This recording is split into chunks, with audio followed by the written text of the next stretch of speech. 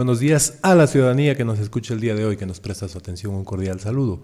La intención era conversar un poco de este tema, que es yo creo que de los más importantes, porque la semana pasada conversábamos que se ha puesto en primer lugar en las preocupaciones de la ciudadanía el tema seguridad, pero en segundo lugar está el tema empleo, el tema bienestar económico de las familias. En ese sentido, doctor, siempre es bueno darle un alcance o un enfoque, digamos que bastante amplio, estructural, entender qué es lo que pasa realmente. Y yo tengo un par de datos que son súper interesantes y que datan del año 2015, más o menos. Son datos del Instituto Nacional de Estadísticas y Censos. En su momento lo publicó Diario El Comercio, que habían hecho un análisis muy interesante y develaba un poco la realidad o parte de la realidad del problema del empleo en todo el país, en cada una de las provincias. Pues mencionarle, por ejemplo, que en el año 2012, digamos que el 2011 fue el año en el que mayor crecimiento económico hubo en el país, cerca del 7% por temas de petróleo, etcétera, ¿no? Pues con ese dinero en el 2012 se inyectó en las provincias porque se cambió la ley, se dio más dinero a los GATS, etcétera. Había una bonanza y la tasa de desempleo en Loja llegó a 3%. Nunca en la historia había sido tan baja. 3%. Pero esa es la buena noticia hasta ese año, pero hay que mirarlo todo. Doctor, tal vez tiene ahí rapidísimo el dato, hasta qué tiempo duró esa bonanza. Ahí voy. Ya, es que de eso depende un poco entender la estructura de la provincia. Muy bien, hablando de Loja, el 3%, mientras había inyección de recursos, porque se hacían obras, porque el gobierno pasaba dinero extra a los GATS, el dinero extra del petróleo, una parte, usted sabe que se modificó la ley, pero resulta que 2014-2015 empezaron a descender los precios del petróleo, se suspendieron obras, en fin, hubo una contracción económica. Pues mire, nosotros teníamos una tasa de desempleo cuando había dinero, cuando había inyección de recursos de cerca del 3%. Nunca en la historia fue tan bajo el desempleo en Loja. Pero para el año 2015, cuando ya no había dinero, Loja tuvo una tasa de desempleo del 6.7, la más alta del país después de Esmeraldas, que tenía 7.8. ¿Qué significa eso? Que cuando había dinero, pues la cosa iba muy bien acá, pero cuando el dinero se cortaba, el desempleo subía y subía muy rápido. Nos ubicamos segundos a nivel nacional en tasa de desempleo.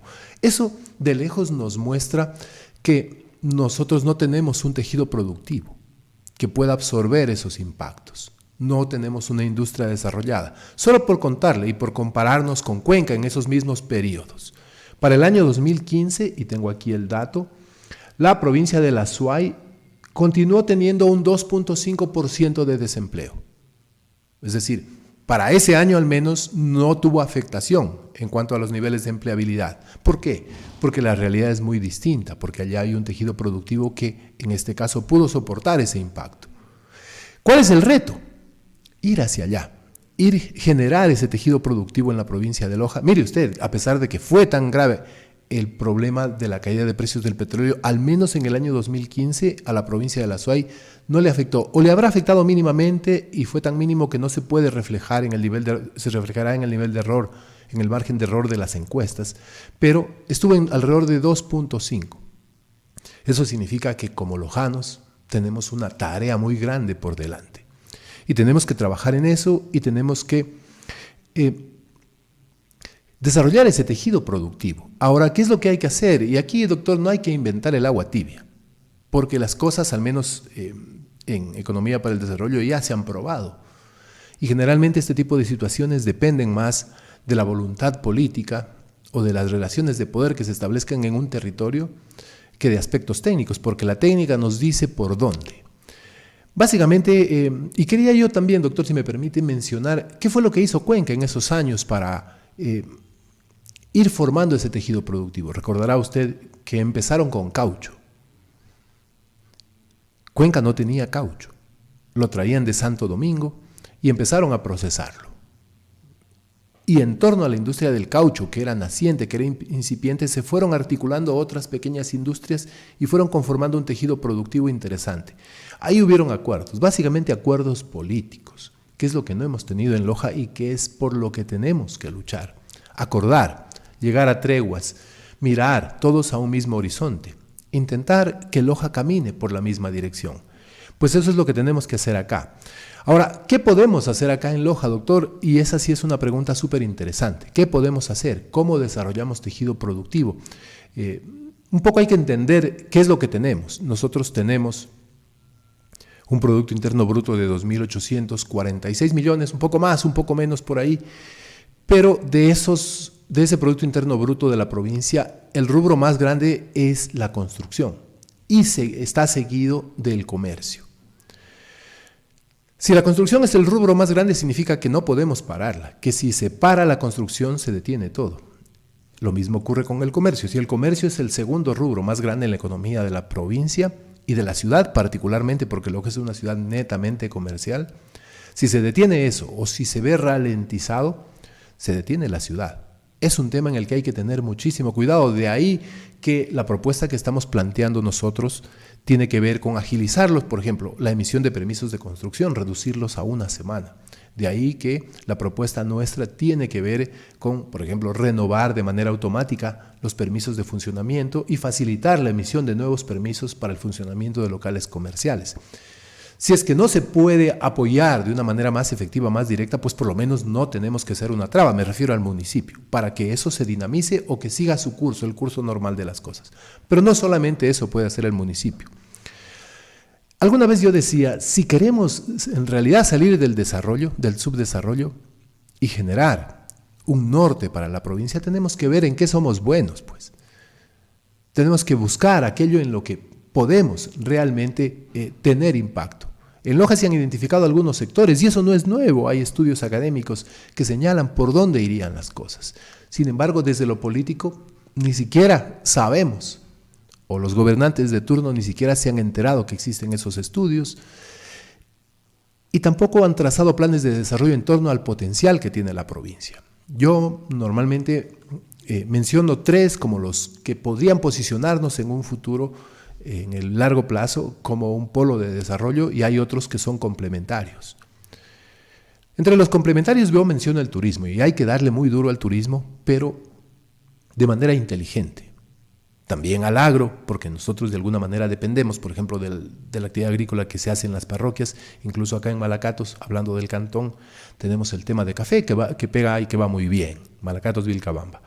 Pero aparte de eso, tenemos como sectores que permitirían apuntalar el desarrollo 3, que son muy importantes. En orden indistinto, porque todos tienen potencial. Uno de esos tiene que ver con la industria cultural y de contenidos, que la hemos mencionado varias veces acá. Pues ¿por qué? Porque el mayor potencial de Loja es artístico y cultural. Es artístico y cultural. Y lo que tenemos que hacer es explotar ese potencial. Por supuesto, va a ser imposible que nuestros artistas vivan y traigan recursos a Loja dando conciertos. Eso ya no es aplicable en el siglo XXI, y hay que entender en el siglo en el que estamos. Vivimos ahora en una aldea global y hay que aprovecharnos de aquello. Es imposible que un pintor viva de vender sus cuadros y que traiga recursos a Loja de vender sus cuadros. Existe la posibilidad de que alguien pueda hacerlo. Estos días nos está visitando el maestro Sigifredo Camacho, que fue un honor conocerlo en un conversatorio hace algunos días, pero digamos son excepcionalidades y no se da para el grueso de nuestra población artística, ¿no? Entonces, ¿cuál es el norte? Pues embarcarnos en el tren de las nuevas tecnologías y empezar a generar contenidos. Una de las cosas que nosotros estamos planteando como uno de los mecanismos para fomentar este tipo de industria tiene que ver con convocar a un festival todos los años, un festival de contenido en el que existan algunas líneas, por ejemplo, animación, cortos de animación, cortos de cine, contenido de realidad virtual, contenido de realidad aumentada, contenido para metaverso, que son el futuro. Claro, y si no lo vemos, si no lo entendemos, pensamos primero que es inalcanzable, pero no, doctor, y no, ciudadanos y ciudadanas, es perfectamente alcanzable. Las semanas anteriores hubo un concurso en Quito sobre cortos de animación. Cortos de animación son estos como dibujitos animados que se presentan, que se hacen historietas. Pues hubieron algunas iniciativas lojanas y se ubicaron muy bien, quedaron muy bien en el posicionamiento final luego del concurso. Es posible, ya lo hemos hecho varias veces, y lo más importante, o no sé si lo más importante y lo más grave, pero nuestros emprendedores, nuestros artistas lo han hecho sin apoyo de las instituciones. Entonces, ese es un espacio en el que en el mediano plazo podríamos consolidar una industria cultural, una industria de contenidos en el que Loja pueda tener presencia a nivel internacional. Yo he conversado con varias gente durante estos últimos meses y claro, lo ven un poco utópico, pero yo siempre les señalo el ejemplo que alguna vez mencionamos aquí. Eso se hace aquí cerca, en Cali, en Parquesoft, que es una especie de incubadora de empresas. Ahí producen más de la mitad de los dibujos animados y programas infantiles que ven todos los niños de América Latina, más de la mitad. Es increíble las capacidades que aquí cerquita se han desarrollado. ¿Y quiénes trabajan haciendo estos productos? Escritores, artistas, dibujantes, músicos, cantantes, etc. Lo único que tienen es un componente tecnológico que sirve de base y que permite digitalizar ese contenido y emitirlo a los distintos países. Entonces, todo eso lo tenemos, lo que falta es un poquito de visión y sobre todo de caminar en ese sentido. Si caminamos en ese sentido, entendemos nosotros que en unos 5 o 6 años ya tendremos algunas iniciativas dignas de resaltar. Otro sector que hay que estimular y que es un poco más difícil estimularlo desde la alcaldía, tiene que ver con la industria tecnológica. Mucha gente no sabe que en Loja existen al menos 15 empresas que venden productos y servicios tecnológicos fuera del país, traen dinero a la ciudad, emplean una amplia cantidad de mano de obra. Jóvenes profesionales lojanos que están trabajando en esas empresas desarrollando productos y servicios que se venden fuera. Muchísimos, no son pocas iniciativas. Incluso se instaló hace unos 4 años una maquila española aquí. Una empresa española que funcionaba cerca de la Universidad Nacional y lo que hacía esta empresa es tomar contratos en distintas partes del mundo y las mandaba acá para que sean desarrollados. Las desarrollaban aquí y como todo está en internet, todo está en la nube, pues automáticamente podían verlo desde cualquier parte del mundo. Empleaban una buena cantidad de jóvenes, profesionales y algunos estudiantes todavía en esa iniciativa. Lo digo porque lo conozco de primera mano y hay que estimular, si se juntara el gobierno provincial y el GAD de Loja, se podría estimular de una manera mucho más efectiva ese sector. Ahí están 2 sectores que los políticos tradicionales no conocen y que no han hecho nada. Hablando y volviendo un poquito al tema de industria cultural y de contenidos, en alguna ocasión yo lanzaba una crítica al exalcalde Bailón por haber contratado una cantante peruana, que pocos la conocíamos y le habían pagado $65,000. Ahí habían ya 13 premios de $5,000 para nuestros jóvenes que participen en un festival de ese tipo, a manera de concurso. Doctor, hay maneras, hay que buscarlo, pero es necesario tener visión y tener la decisión de caminar por esos sectores que quizá aparentemente no nos den réditos políticos. Tenemos que hacerlo, porque si no desarrollamos un tejido productivo, si no desarrollamos industria de cualquier tipo, vamos a continuar con este fenómeno migratorio que hemos vivido históricamente. Yo en alguna ocasión comentaba también acá que en los años 60 en Loja vivían 7 de cada 100 ecuatorianos. 7.1, algo así. Pues en la actualidad vivimos 3. De cada 100, el padrón registra 3 lojanos. Eso significa que no estamos aquí en Loja, pero ni siquiera la mitad de los que deberíamos estar se han ido. También tienen que ver fenómenos como el crecimiento poblacional, etcétera, pero en general no estamos los que estábamos en los años 60.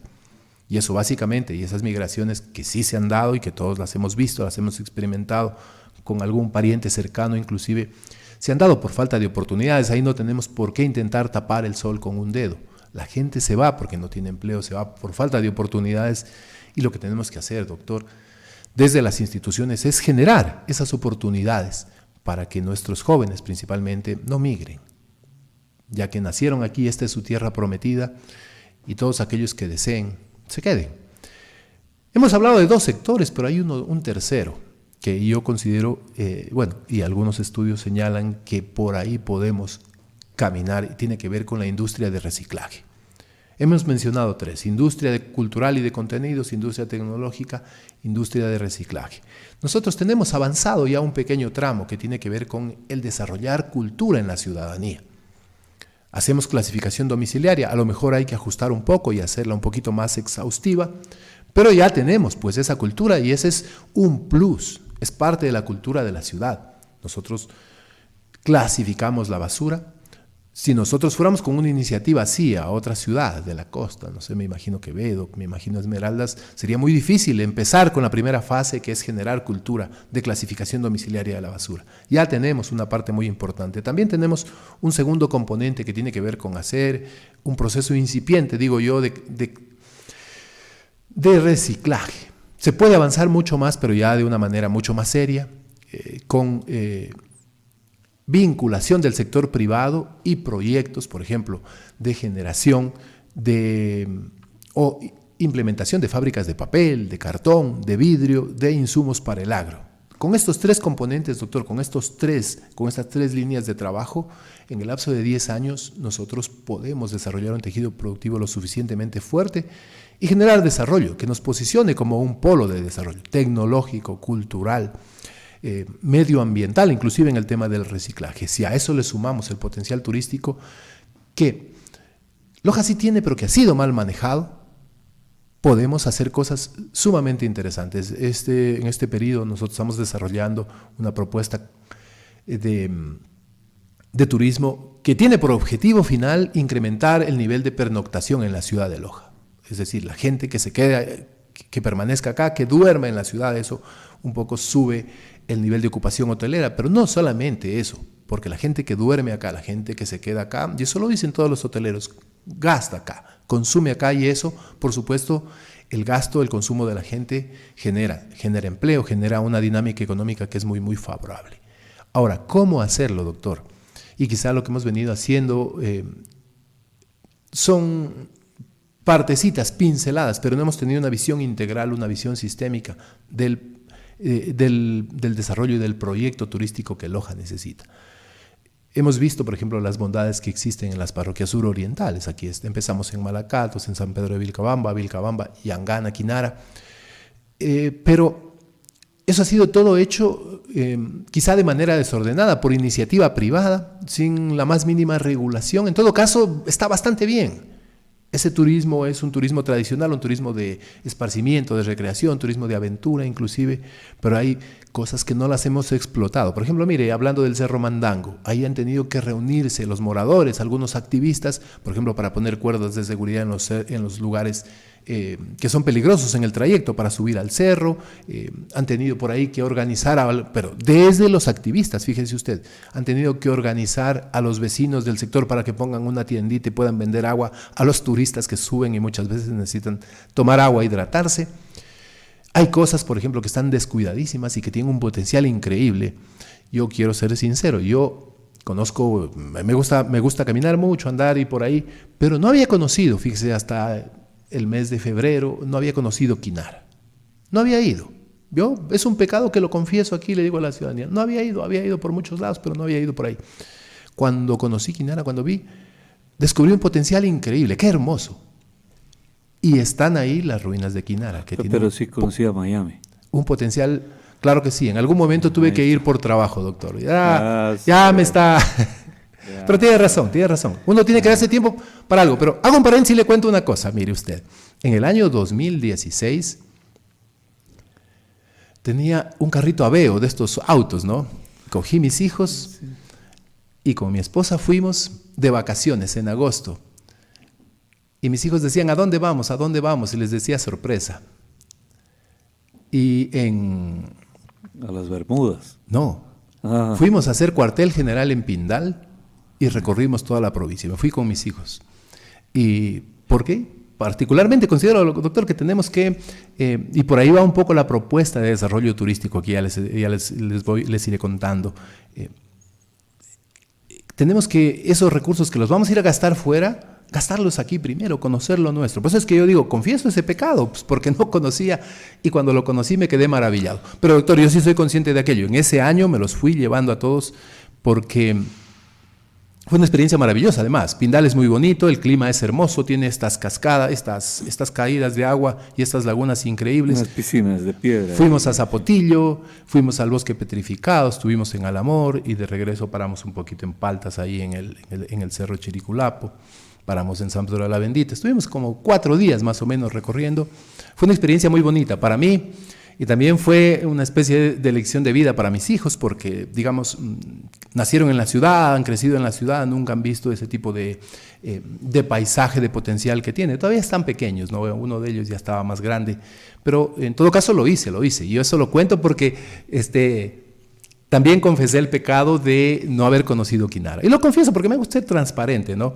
Pero mire, doctor, lo hemos manejado tan mal que las ruinas de Quinara no están en Quinara, están en Vilcabamba. Hay una hostería que se llama así. Cuando alguien pregunta por las ruinas de Quinara, todos le refieren a Vilcabamba. Entonces, con ese potencial podemos armar un eje, doctor, súper interesante, que de alguna manera potencie lo que ya hay, que yo le decía que tenemos algo que ha sido construido con iniciativa netamente privada. Hay que poner un poco de orden y hay que poner a funcionar los distritos del municipio. Hay que incrementar la cantidad de personal, hay que hacer que esos sistemas informáticos funcionen de verdad para que los trámites se despachen directamente desde allá. Es que todo está conectado. Por ejemplo, si hablamos de turismo, necesitamos que la Oficina de Información Turística funcione, que haya apoyo. Necesitamos que los sistemas, que los trámites estén al día, porque todo está conectado. Normalmente yo veo, doctor, el desarrollo como una especie de mesa que tiene muchas patas. Y claro, necesitamos la pata de la seguridad, otra pata de la infraestructura y así una serie de componentes. Y el problema es que quizá nosotros le hemos apuntado al desarrollo poniendo una mesa bastante grande, muy ambiciosos los proyectos, los planes, pero le hemos puesto solamente una pata. Y claro, si hacemos un esfuerzo, se puede parar por un rato, pero si hace viento, si le da el viento, si alguien la topa de un extremo, la mesa se cae, el tablero se cae. Lo que tenemos que hacer es mirar estos proyectos o abordarlos de manera sistémica. Sistémica significa abordando o entendiendo que hay más componentes y que todos son importantes.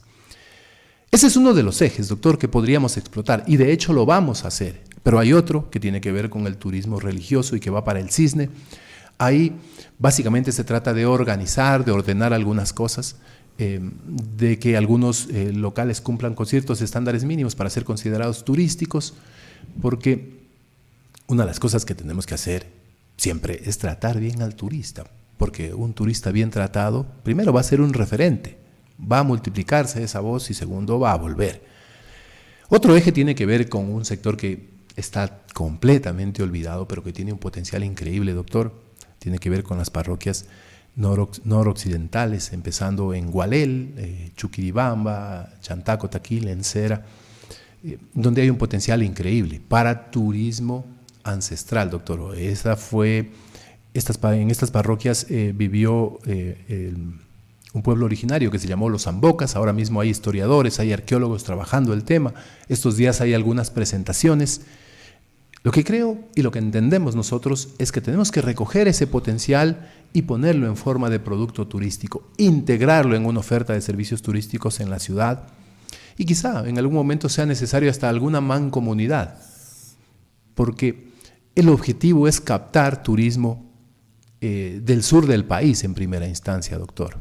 Y eso tiene que ver con desarrollar una marca Loja, tiene que ver con que podamos organizar todo el potencial y presentarlo de una manera atractiva a los turistas. Básicamente, doctor, yo creo que las cosas de futuro van por ahí. El cantón tiene mucho potencial y lo que hemos venido haciendo es aplicando ideas de los años 50, de los años 60, del siglo XX en general, al desarrollo del siglo XXI. Eso no podemos continuar haciendo, tenemos que mirar más allá, tenemos que preparar a Loja para que sus hijos y los hijos que están por venir se queden acá, en esta su tierra prometida.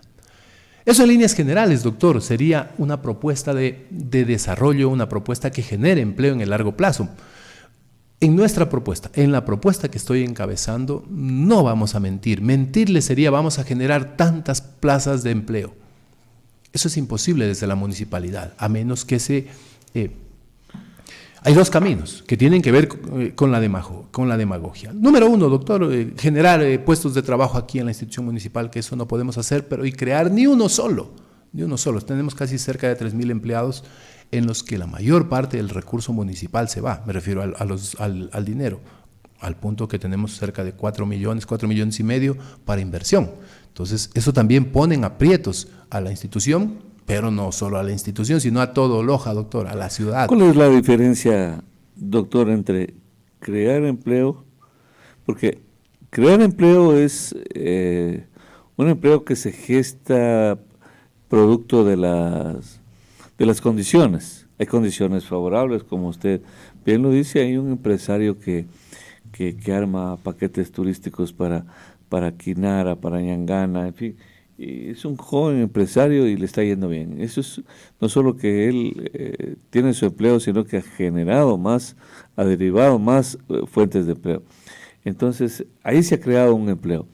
Pero el que mete la autoridad en el municipio, ¿cómo se llama parte de clientela electoral? Porque ahí no hay creación, ahí no hay iniciativa, ahí no hay nada de nada. Incluso lo está matando a esa persona porque podría haber tenido mejores oportunidades afuera y la mete al municipio.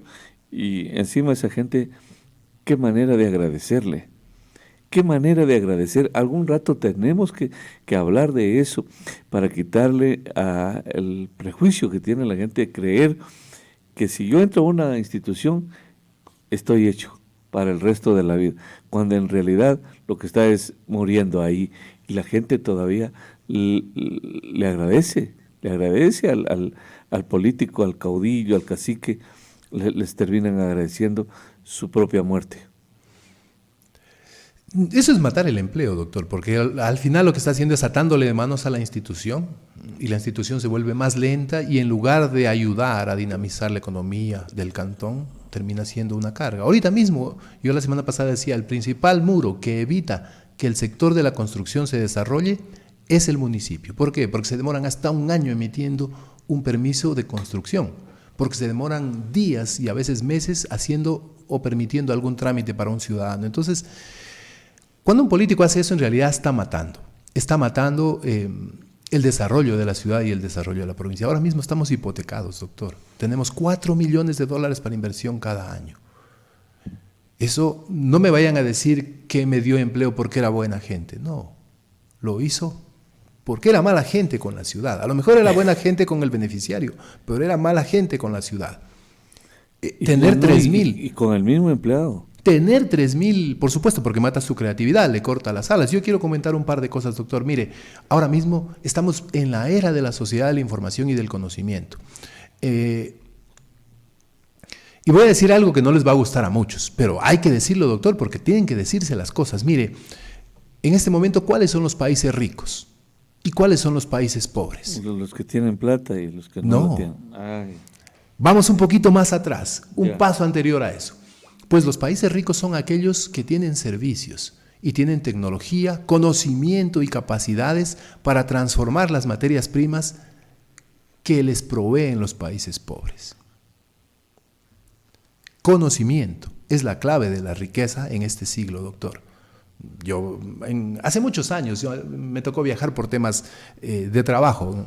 Yo nunca he viajado fuera por vacaciones, pero por temas de trabajo me tocó viajar y resulta que en algún lugar, en algún país de Europa, vendían chocolate y se jactaban, una marca extraña, chocolate ecuatoriano, y en un ladito ahí en inglés decía el mejor chocolate del mundo. Yo decía, ¿cómo es que esta marca no hay en Ecuador? A ver. Y yo compré unas tres barritas, las traje de muestra y se las mostraba a mis estudiantes, ¿no? Y les decía, miren, esta en realidad es... Y es posiblemente producido en Salinas de Guaranda. No. Posible, dije yo, por eso dije posiblemente. ¿Y sabe por qué?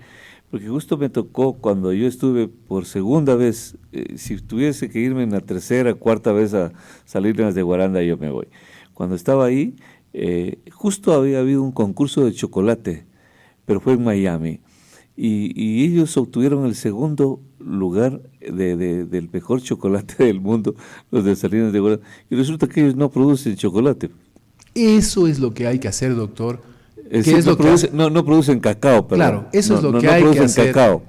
Eso es lo que hay que hacer en términos de desarrollo. Claro. Mire, por ejemplo, en Japón, en Corea del Sur, por ejemplo, no se produce petróleo, sin embargo tienen refinerías y nos venden gasolina. Claro.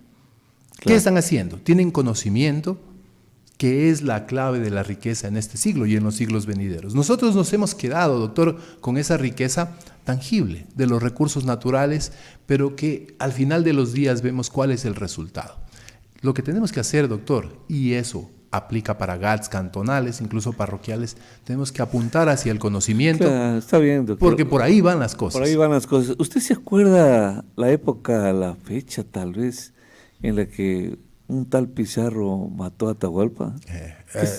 No me tome la lección, doctor. ¿No sabe por qué? Porque quisiera que recuerden la fecha, por favor, para que vean ustedes, no es broma, no es chiste, no es nada, absolutamente nada. Es de la vida real. En esa época, un tal Pizarro mató a Atahualpa, ¿no? Con bonitas promesas, bonitas y falsas, etc. Lo mató después de que le llenó la pieza de oro. Tremenda estupidez de Pizarro, porque una piecita de oro era nada para todo lo que había. Se puede imaginar de ahí a esta fecha cómo se llevan el oro de aquí delante de nosotros y todavía le abrimos cancha, le abrimos camino. No me acordé porque mucho de esa tierra se la llevan a Corea del Norte, incluso, bueno, los chinos también, pero perdón, a Corea del Sur, perdón, Corea del Norte no, es un terreno yermo ahí. Entonces, no ha cambiado mucho la historia de la humanidad y sobre todo nuestra, del Ecuador y los países del tercer mundo. Así, delante de nosotros se lo llevan al oro, se llevan la riqueza y nadie la procesa, nadie produce. Y entonces alguien me va a decir, hombre, pero no digas eso. Vos tienes a Pindal que produce cantidad de maíz y no te procesan una libra de maíz. Ejemplos clarísimos. ¿Y dónde estuvieron los gobiernos provinciales de todos los tiempos que no apoyaron a esos pueblos? ¿Dónde estuvieron sus propios alcaldes? ¿Dónde están los propios presidentes de juntas parroquiales? ¿Para qué sirvió tener juntas parroquiales en los pueblos donde no aprovechan ni el paisaje, ni nada, absolutamente nada de los potenciales que se tiene usted? No, lindos temas, querido doctor. Yo creo que para la próxima semana a ver si seguimos dilatando esta conversación. Doctor, un gusto, muchísimas gracias, y a todos quienes nos han seguido a través de las ondas de este medio, un cordial saludo. Muy buenos días.